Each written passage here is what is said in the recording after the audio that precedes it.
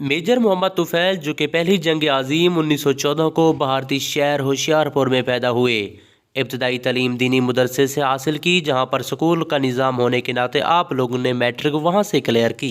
Matric pass کرنے کے بعد آپ بھی فوج میں بھرتی ہونے کی کوشش کی اور آخرکار جب فوج میں بھرتی ہو گئے 1947 کو جب پاکستان آزاد ہوا تو آپ میجر کی پوسٹ پر پہنچ چکے تھے اور اپنے خاندان کے ہمراہ پاکستان شفٹ ہو گئے۔ 1958 میں یہاں پر آپ کو مشرقی پاکستان کے ایک مشن پر کمانڈر کے طور پر بھیج دیا گیا۔ آپ اپنی ٹیم کے ہمراہ مشرقی پاکستان کے لیے روانہ ہو گئے۔ وہاں پر بھارتی فوجی بین الاقوامی قانون کی خلاف ورزی کر کے مشرقی پاکستان کے علاقہ لکشمی پور میں بھارت نے قبضہ کیا ہوا تھا۔ آپ نے رات کے اندھیرے میں اپنی ٹیم کے ساتھ لیے حملہ آور ہونے کے لیے تیار ہو گئے۔ آپ کمانڈر ہونے کے ناطے سب سے آگے تھے اور آپ کی باقی ٹیم آپ کے پیچھے تھی۔ آپ نے اپنی ٹیم کے ہمراہ ایسا سفر کیا کہ آپ دشمن کی چوکیوں پر تقریباً 15 گز کے فاصلے پر پہنچ گئے تھے۔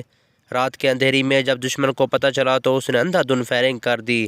آپ جو کہ سب سے آگے تھے، دشمن کی 4 گولیاں آپ کے سینے میں لگی اور یوں ہی آپ کی زندگی کا چراغ اپنے اختتام کو پہنچا اور شہید ہو گئے۔